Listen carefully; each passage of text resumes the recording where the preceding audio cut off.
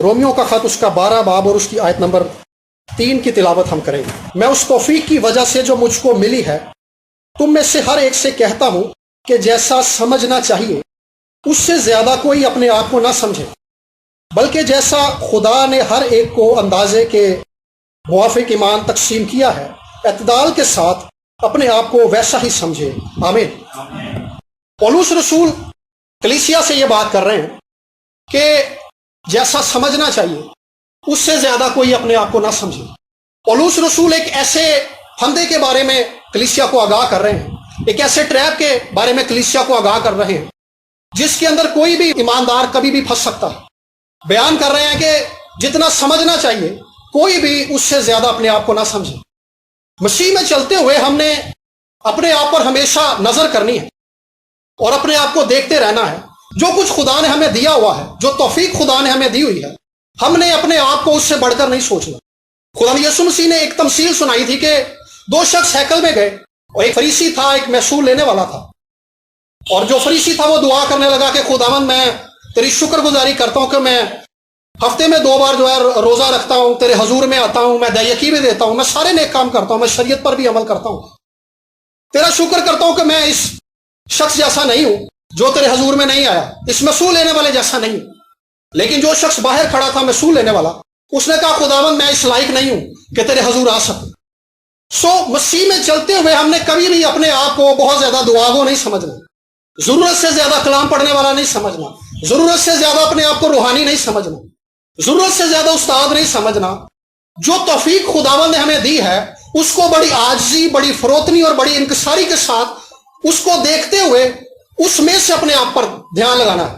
خدا یسوع مسیح نے کہا تھا کہ جب تم سب کچھ کر چکو تو کہنا کہ ہم نکمے نوکر ہیں۔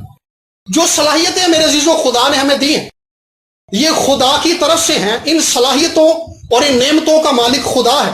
خدمت کرنے کے لیے جو کچھ خدا نے ہمیں بخشا ہے سب کا مالک خدا ہے۔ وہ مالک جو دور دراز کے ملک میں جانے لگا، اس نے اپنے نوکروں کو بلایا اور اس نے توڑے تقسیم کیے، کسی کو 5 دیے، کسی کو 4 دیے، کسی کو 1 دیا۔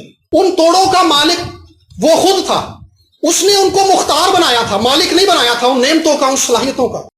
جو صلاحیتیں خدا نے آپ کو دی ہوئی ہیں ان کے باعث اپنے آپ پر فخر نہ کریں، بلکہ اس چیز سے ہمیشہ ڈرتے اور کانپتے رہنا چاہیے کہ یہ نعمتیں خدا نے ہمیں دی ہیں، یہ نعمتیں خدا نے ہمیں اس لیے دی ہیں تاکہ ان کے وسیلہ سے ہم اپنے خاندان کے اندر بہتر طور پر پرفارم کر سکیں، ہم اپنے خاندان کی کفالت بہتر طور پر کر سکیں، ان نعمتوں کے وسیلے سے ہم دوسروں کی مدد کر سکیں، ان نعمتوں کے وسیلہ سے ہم ایک دوسرے کی بہتری کا باعث بن سکیں، ان نعمتوں کے وسیلہ سے ہم دوسروں کی زندگی کے اندر بہتری چاہ سکیں، ان نعمتوں کے وسیلہ سے ہم خدا کے جلال کو ظاہر کر سکیں۔ جو صلاحیتیں ہمیں خدا نے دی ہیں، مطلب اگر کوئی اچھا گا سکتا ہے، کوئی اچھا ساز بجا سکتا ہے، اچھی گفتگو کر سکتا ہے اور کسی کو اچھے طریقے سے کوئی بات سمجھا سکتا ہے، تو یہ جو ابیلٹیز اس کے اندر ہیں اصل میں یہ خدا نے اس کے اندر رکھی ہوئی ہیں۔ یہ اس کی اپنی کسی نیکی کی وجہ سے نہیں ہے، یہ اس کی اپنی کسی بات سے نہیں ہے، یا یہ بائی ڈیفالٹ اس کے اندر نہیں ہے، یہ خدا نے اس کے اندر رکھی ہوئی ہے۔ اپنی صلاحیتوں پر فخر کرنے کی بجائے، اپنی نعمتوں پر فخر کرنے کی بجائے اور اپنے آپ کو دوسروں سے بہت خاص سمجھنے کی بجائے ہمیں ہمیشہ ڈرتے اور کانپتے ہوئے رہنا چاہیے۔ ہمیشہ پولس کی اس بات کو یاد رکھنا چاہیے کہ اپنے آپ کو اعتدال کے موافق ہم نے دیکھنا ہے۔ ہم جس جگہ پہ ہیں اس جگہ پر ہم خود سے نہیں آ سکتے تھے، اس جگہ پر ہمیں خدا لے کر آیا۔ میرا ایک دوست ہے، وہ بڑی خوبصورت بات کرتا ہے، وہ کہتا ہے کہ جو خدا ہمیں کوئی نعمت دے سکتا ہے وہ لے بھی سکتا ہے۔ جو کچھ خدا نے ہمیں دیا ہوا، اگر ہماری میموری بہت شارپ ہے، ہم کسی بات کو بڑے اچھے طریقے سے سمجھ لیتے ہیں، ہم خدا کے ساتھ اچھے طریقے سے چل رہے ہیں، تو اس بات پر ہمیں فخر کرنے کی بجائے اپنے آپ کو خداوند کے حضور عاجز کرنا چاہیے کہ خداوند میں تیرا شکر گزار ہوں، یہ تیرا مجھ پر رحم ہے، یہ تیرا مجھ پر کرم ہے، یہ تیری شفقت مجھ پر ہے کہ میں تیرے ساتھ چل رہا ہوں، یہ تیری توفیق مجھے ملی ہے کہ میں ہر روز دعا کر پاتا ہوں، یہ تیری توفیق مجھے ملی ہے کہ میں کلیسیا میں جاتا ہوں، یہ تیری توفیق مجھے ملی ہے کہ مجھے کلام کی سمجھ آتی ہے، یہ تیری توفیق مجھے ملی ہے جس کی وجہ سے روح القدس کی نعمتیں مجھ میں آپریٹ ہوتی ہیں۔ اس میں ہمارا کوئی فخر نہیں ہے، فخر اپنے آپ پر کوئی شخص نہیں کر سکتا۔ امثال کی کتاب میں لکھا ہے کہ ہلاکت سے پہلے تکبر اور زوال سے پہلے خود بھی نہیں آتی۔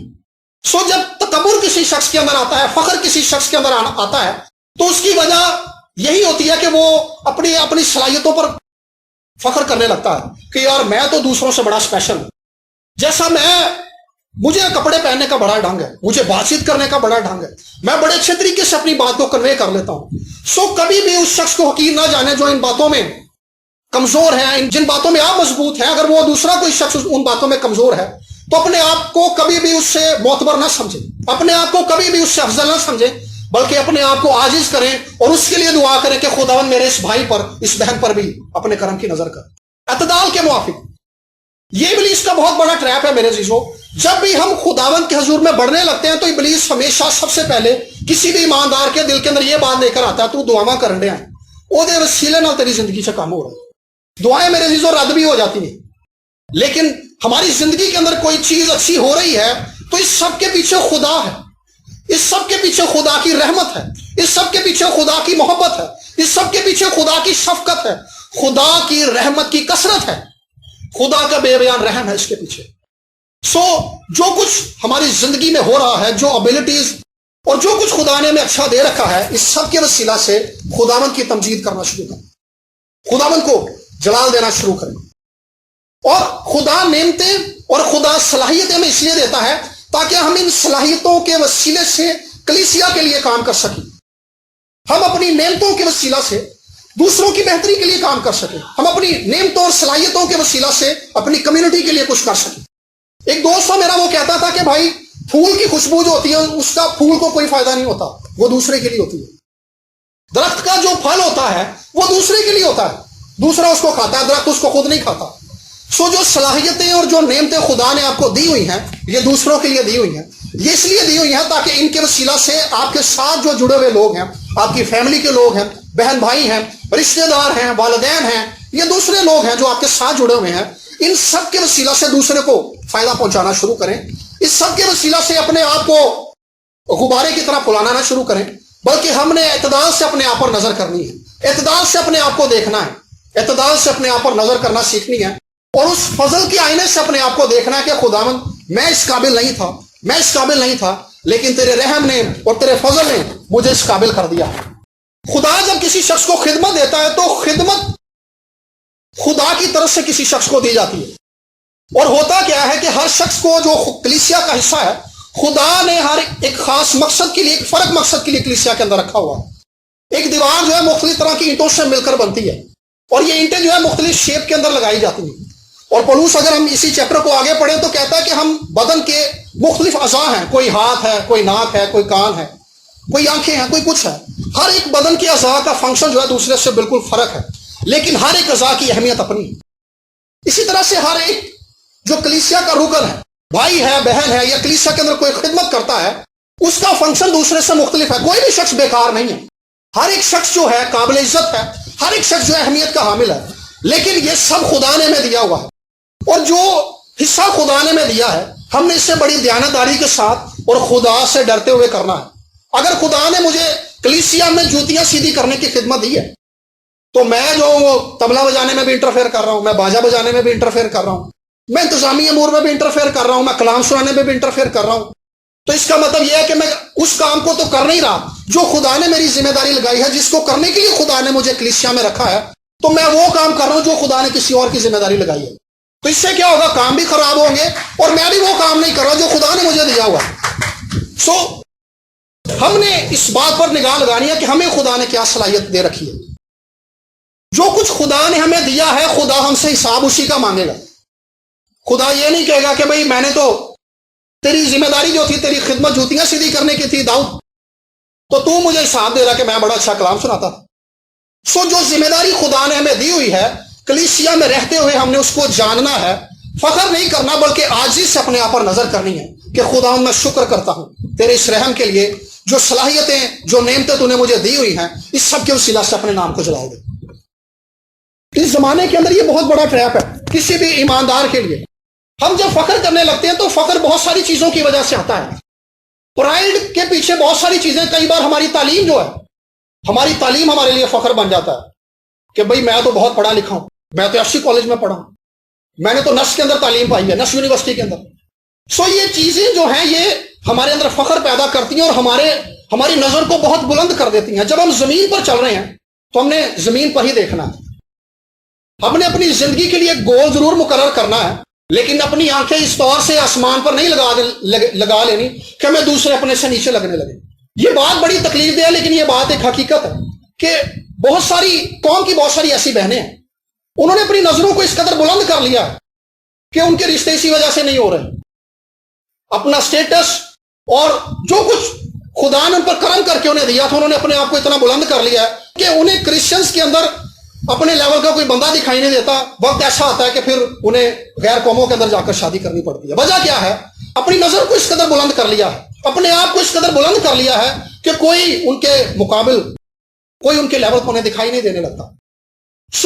ہم نے اپنے آپ کو اعتدال سے دیکھنا سیکھنا ہے. پولس کہتا ہے کہ اس توفیق کی وجہ سے، اس اختیار کی وجہ سے جو رسول ہوتے ہوئے مجھے ملی ہے، جو اختیار خداوند کا رسول ہوتے ہوئے مجھے ملا ہے، میں اس اختیار کو استعمال کرتے ہوئے کلیسیا کو وہ یہ کہہ رہا ہے کہ جتنا سمجھنا چاہیے کوئی اپنے آپ کو اس سے زیادہ نہ سمجھے. اگر ہم اپنی تعلیم پر فخر کرتے ہیں کہ جی میں تو اچھی یونیورسٹی کے اندر پڑھا ہوں، اچھے کالج کے اندر پڑھا ہوں، میری تو تعلیم بہت اچھی ہے، میرے تو لیول کا کوئی بندہ نہیں ہے، میرے عزیزو یہ ہم ایک ایسے تعلیمی نظام پر فخر کر رہے ہیں جو آلریڈی ابلیس کے قبضے کے اندر ہے. ہمارے ملک کے اندر جو ایجوکیشن سسٹم مشنری خدا کے خادموں نے اسٹیبلش کیا تھا، ہمارے اسکول اور ہمارے کالجز آج اس جگہ پر نہیں ہیں. یہ افسوسناک بات ہے لیکن یہ حقیقت ہے. یہ اسکول، یہ کالجز اسی لیے قائم کیے گئے تھے تاکہ جو ہمارے بچے ہیں وہ تعلیم بھی پائیں، وہ بائبل کی تعلیم بھی پائیں اور وہ اخلاقی تعلیم بھی پائیں. لیکن یہ بات جو ہمارے مشنری کالجز اور اسکول ہیں ان کا سلوگن بن گئی ہے کہ جی ہم لبرل ہیں، ہم آزاد خیال ہیں، ہم آزادی کے ساتھ چلتے ہیں.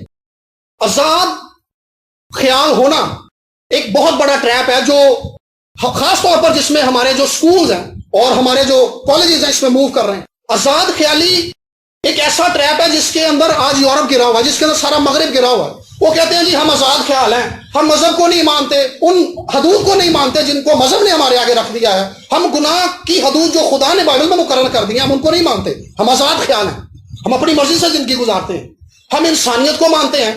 اصل میں آزاد خیالی انہیں انسانیت پسندی کی طرف لے گئی ہے، اور انسانیت پسندی ایک ایسا ٹریپ ہے جس کو جو ہے بہت طریقے سے اس دنیا کے اندر رائج کیا جا رہا ہے.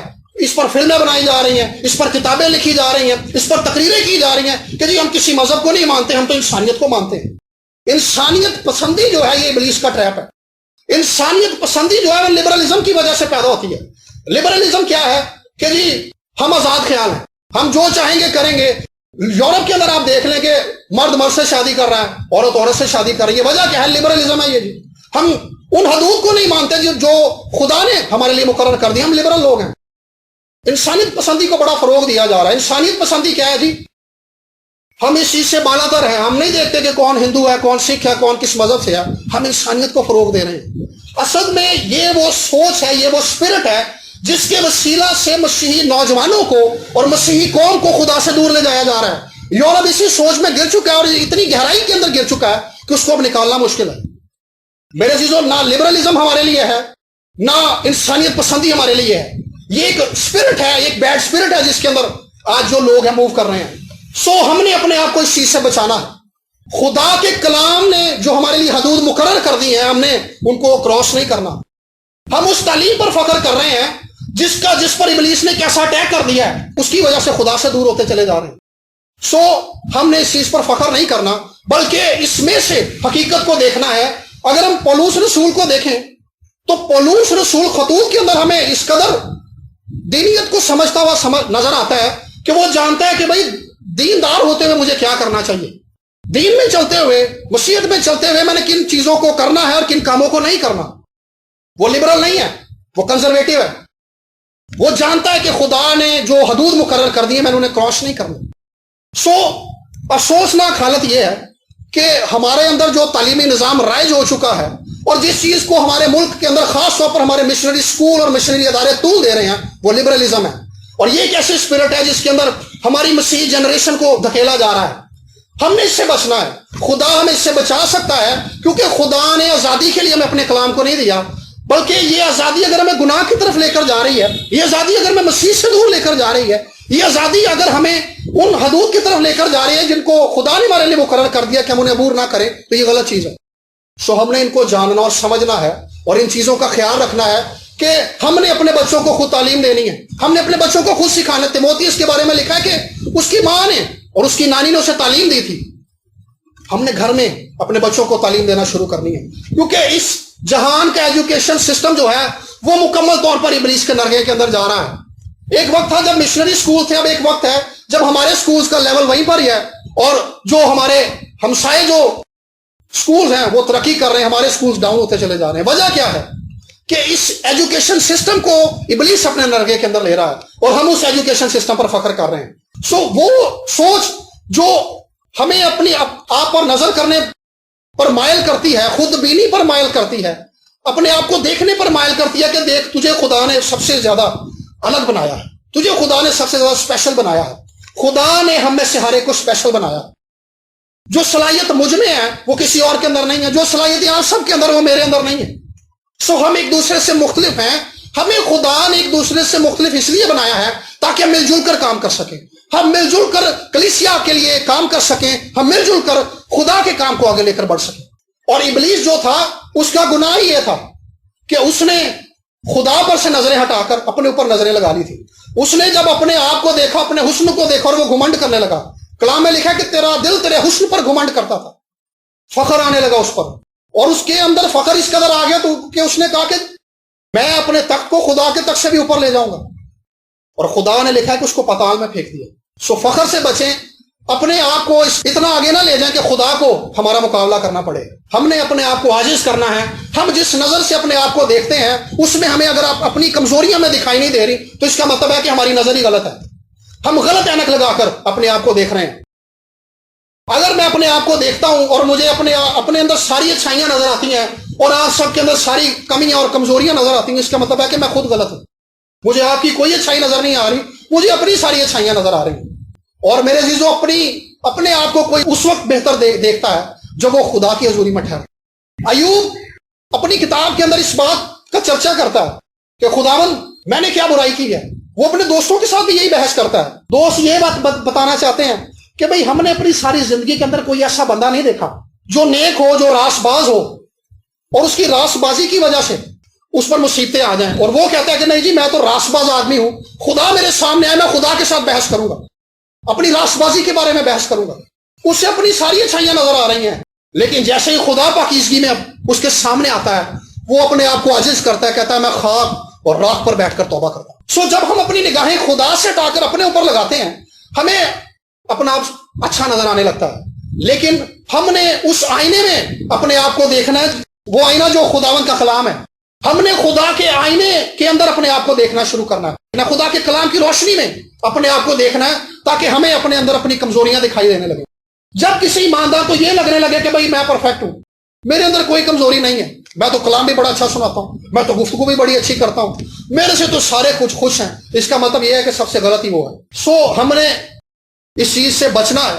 اور اگر پولس کہتا ہے کہ اگر کوئی فخر کرے تو وہ اس بات پر کرے کہ مسیح یسوع کی صلیب جس پر اس نے اپنی جان دی ہے, فخر کا باعث صرف وہ ہے. ہم نے اپنی صلاحیتوں پر, اپنی نعمتوں پر اور اپنی عادات پر, اور جو کچھ خدا نے ہمیں دیا ہوا ہے اس سب پر فخر نہیں کرنا. اگر فخر کرنا ہے تو ہم نے فقط یسوع کی صلیب پر کرنا ہے.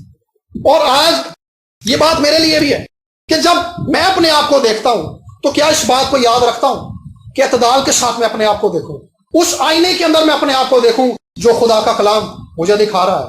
اگر کوئی بندہ, سپوز میں ہی ہوں, میں اپنا جو موازنہ ہے وہ بھائی صاحب کے ساتھ کر رہا ہوں, تو میرا بھائی کے ساتھ کوئی موازنہ نہیں ہے کیونکہ بھائی کو خدا نے اپنی جگہ پر پرفیکٹ بنایا. اگر میں اپنا موازنہ مسیح کے ساتھ کرتا ہوں تو پھر مجھے پتا چلے گا میرے اندر کمزوریاں کتنی ہیں. ایک ایماندار کا جو کمپیریزن ہے وہ لوگوں سے نہیں ہے. ایک ایماندار کا کمپیریزن اپنے بہن بھائیوں اور رشتہ داروں سے نہیں ہے. ایک ایماندار کا کمپیریزن جو ہے وہ یسوع کے ساتھ ہے, اس کا موازنہ یسوع کے ساتھ ہے, کیونکہ ہم نے اس کی مانند بننا ہے. اور اگر ہم اس کی مانند نہیں بن پا رہے اس کا مطلب ہے کہ ہم تو کمزور ہو گئے, ہم تو غلط ٹریک پر جا رہے ہیں. ہم نے اپنے آپ کو درست طریقے سے دیکھنا سیکھنا, اور یہ ایک اہم بات ہے جو مسیح میں چلتے ہوئے ہم نے سیکھنی ہے, جس پر غور کرتے رہنا ہے اور ڈرتے اور کامتے ہوئے اس بات میں چلتے رہنا ہے کہ خدا ہم سب پر, مجھ پر, آپ سب پر یہ فضل کرے کہ ہم سب خدا کے کلام کی روشنی میں اپنی حقیقت کو دیکھنا سیکھ لیں کہ ہم کس جگہ پر ہیں. خدا آپ سب کو بڑی برکت دے.